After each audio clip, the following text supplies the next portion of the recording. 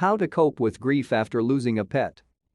There comes a time in every pet owner's life when you have to say your final goodbye and, suddenly, the limitless source of love from your furry friend is just gone.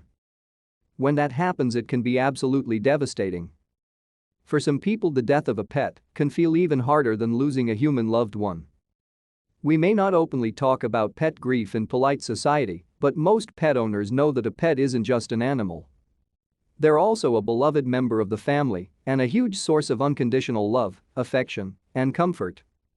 That's because, unlike other relationships, animals offer an organic connection that you don't have to overthink or worry about. You love them, and they love you, it's that simple. Very few human relationships provide this level of trust and devotion. Moreover, having a pet can benefit your overall mental health and well-being. According to the National Institutes of Health, animals can boost your mood and increase feelings of social support.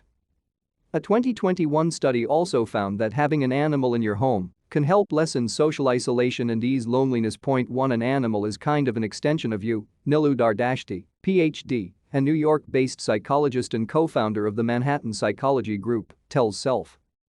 It follows you, sits with you, and mirrors you. It becomes a very symbiotic relationship. So what do we do when they're not there to greet us at the door anymore? Here are 5 tips to help you move through your grief. 1. Don't let people tell you how to feel.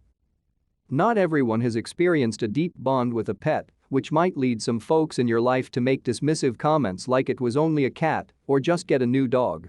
But for people whose everyday routine is anchored to the care of a pet and those who rely on their pet as a source of unconditional love, the loss can be just as difficult, if not more, than the loss of a human. Natalia Skritskaya, Ph.D., founder of the Complicated Grief Center of New York and associate research scientist at Columbia University, tells Self. Just know that not everyone in your life may be able to relate to the depth of your grief. It's very hard for anyone else to understand your connection other than the other people who know your pet, Dr. Dardashti says. That said, try not to let people's comments upset you. Your grief is 100% valid. Oh, and there is no need to feel guilty about hanging on to Rover's stuff, and no shame in sleeping with his blanket. Some folks don't want a constant reminder, while others find it comforting. You do you.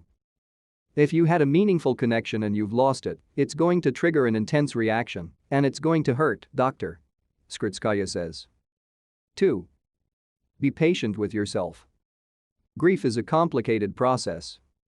You might wake up one day feeling solid, but by lunch you're crying again. These waves of emotions are par for the course. You've experienced something terrible and feeling normal takes time. A 2019 study examined the grief timeline in 82 people who lost a pet.